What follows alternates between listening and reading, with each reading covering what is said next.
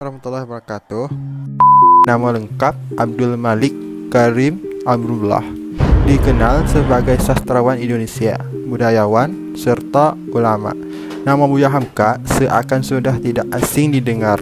Menurut catatan sejarah, ia memiliki banyak peranan penting pada bangsa. Dirangkum berbagai sumber, berikut profil Buya Hamka serta jejak karyanya yang masih bisa dikenal. Buya Hamka atau Abdul Malik Karim Amrullah lahir di Agam, Sumatera Barat pada 17 Februari 1908. Ia merupakan putra dari pasangan Abdul Karim Amrullah dan Siti Syafiah. Kehidupan pribadi Hamka dididik penuh dalam ajaran Islam karena ayahnya seorang ulama di tanah Minangkabau. Sementara ibunya berlatar dari keluarga seniman. Selama tinggal di Padang Panjang, kesehari Hamka banyak mempelajari tentang ilmu Al-Quran sesuai adat Minang. Jejak karir Buya Hamka. Setelah pulang dari Mekah, Hamka bekerja sebagai penulis di majalah Pelita Andalas, Medan, Sumatera Utara. Ia pun banyak membuat karya, tulisan, dan artikel. Buya Hamka aktif berkecimpung dalam kepengurusan Muhammadiyah dan menjabat sebagai ketua cabang Padang Panjang. Karirnya semakin meluas karena nama Abdul Malik Karim Amrullah dipilih menjadi Ketua Umum Majelis Ulama Indonesia pertama pada 1775 dan menjabat selama 5 tahun. Tahun-tahun selamanya ia juga pernah memimpin anggota Majelis Darurat pada masa pendudukan Jepang untuk mengenai persoalan pemerintahan dan Islam. Ada karya sastra Buya Hamka. Karya tulisan pertama bertajuk Catibul Ummah yang berisi kumpulan pidato. Kemudian ada tafsir Al-Azhar karya Buya Hamka. Novel klasik berjudul Di Bawah Lindungan Ka'bah. Novelnya berisi tentang pandangannya mengenai pola pikir orang yang suka mengelompokkan berdasarkan kasta. Novel roman karya Buya Hamka berjudul Tenggelaman Kapal Wan Dirwijk. Penghargaan Buya Hamka menciptakan sejumlah karya ilmu pengetahuan tinggi berkarakter peduli kepada sesama umat. Perdana Menteri Malaysia Tun Abdul Razak pernah mengatakan bahwa Buya Hamka bukan hanya milik bangsa Indonesia, tapi juga kebanggaan bangsa Asia Tenggara. Mendapat penghargaan pahlawan nasional, nama Buya Hamka pun diabadikan sebagai nama perguruan tinggi, yaitu Universitas Muhammadiyah Hamka. Bagaimanakah masa kecil Buya Hamka? Buya Hamka mempunyai nama lain saat kecil, yaitu Abdul Malik. Lahir pada 17 Februari 1908 di Tanah Sirah, kini masuk wilayah negara Sungai Bantan, Kabupaten Agam, Sumatera Barat. Ia adalah anak pertama dari 4 bersaudara. Anak pasangan Abdul Karim Amrullah Haji Rasul dan Safiyah Haji Rasul menikahi Safiyah setelah istri pertamanya, Raihana, yang merupakan kakak Safiyah, meninggal di Mekah. Raihana memberi Malik seorang kakak tiri, Fatimah, yang kelak menikah dengan Syekh Ahmad Rashid Sultan Mansur. Kembali ke Minangkabau setelah belajar kepada Ahmad Khatib Al-Minangkabawi, Haji Rasul memimpin gelombang pembaruan Islam, menentang tradisi adat dan malam terikat. Walaupun ayahnya sendiri, Muhammad Abdullah, adalah seorang pemimpin tarekat Naqsyabandiyah, istri Amrullah, anduan bagi Malik bernama Siti Tarsawa adalah seorang yang mengajarkan tari, nyanyian, dan pencak silat. Hamka dan keutamaan pendidikan. Melalui Diniyah School Padang Panjang yang didirikan Engkau Zainuddin memperkenalkan bentuk lembaga pendidikan Islam moden dengan menyusun kurikulum pendidikan yang lebih sistematis.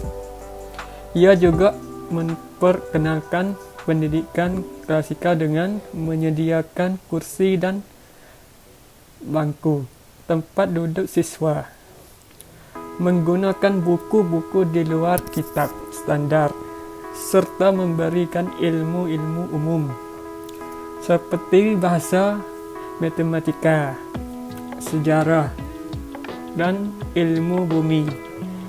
Wawasan Engkau Zainuddin yang demikian luas telah ikut membuka cakrawala intelektual Hamka tentang dunia luar. Pada akhir era 70-an dan awal 80-an, WISC berkembang subur hampir ke seluruh Indonesia, terutama di kampus-kampus. Itulah antara lain yang memunculkan jamaah tabiyah, gerakan urusan dan halakah, dan selanjutnya hidup yang seimbang berperan penting dalam gerakan pembaruan Islam di Indonesia. Dalam kuliah umum yang pertama, hubungan antara agama dan negara menurut Islam atas undangan Sekolah Tinggi Teologi Kristen Jakarta pada tanggal 21 April 1970. Sikap Hamka yang paling jelas adalah ketika meletakkan jabatan Ketua Majelis Ulama Indonesia ataupun MUI pada tahun 1981. Jabatan itu disandangnya untuk periode sejak pada tanggal 26 Juli 1975.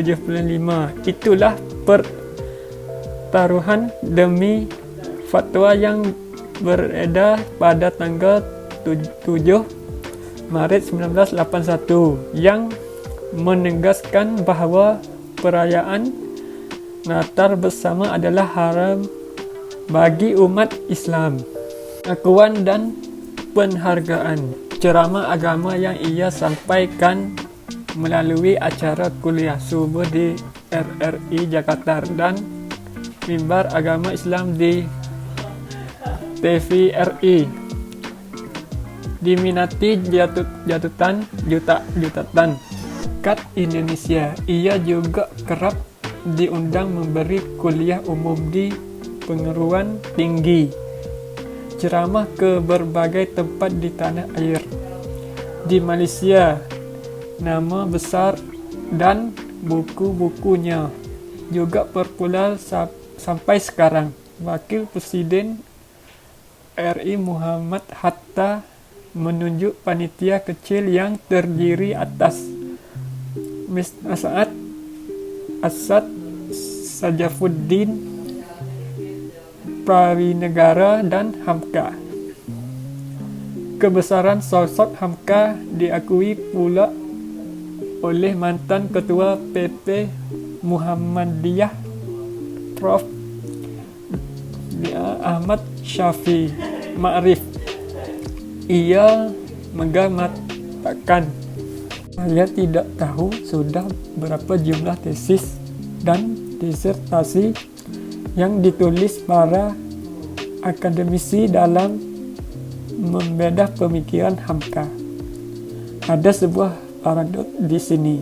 Orang yang otodidak tanpa sertifikat formal yang dimilikinya telah melahirkan begitu banyak peminat untuk mendalami pemikiran Hamka di ranah agama, filsafat, sastra, tafsir, Al-Quran, tasawuf, dan sejarah. Namanya diabadikan dalam sebuah universitas yakni Universitas Prof. Muhammadiyah Hamka di Jakarta dan di Padang, serta pesantren Hamka sebagai penghargaan kepada si piawi ini, dan berbagai karya Hamka di bawah lindungan Ka'bah.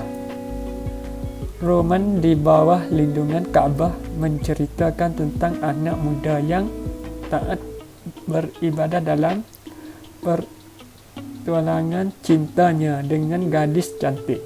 Pemuda itu banyak mengalami penderitaan sehingga ia mencari tempat untuk berlindung. Kemudian di bawah lindungan Ka'bah ia menemukan keteraman jiwanya sampai meninggal dunia. Tenggelamnya kapal Van de Wijk. Roman tenggelamnya kapal Van de Wijk dikarang oleh Hamka ketika menjadi mubalik pengurus besar di Muhammadiyah Makassar. Di sana ia sempat bergaul dengan orang Makassar, Bugis, Madar, Toraja, dan lain sebagainya. Ia juga melihat momen saat bulan menghilang di balik ufuk pantai Makassar ke Delhi. Roman merantau ke Delhi mengisahkan pemuda yang merantau untuk mencari ilmu pengetahuan. Hamka menuliskannya berdasarkan inspirasi yang ia tangkap ketika menjadi guru agama di perkebunan Bajalingge di antara Bukit Tinggi dan Pemantang Siantar. Ia melihat kehidupan para sedagar kecil di sana dan nasib buruk kuli-kuli perkebunan. Cukup sekian daripada kami, dan terima kasih sudah menontonnya. Jangan lupa like and subscribe. Terima kasih. Assalamualaikum warahmatullahi wabarakatuh.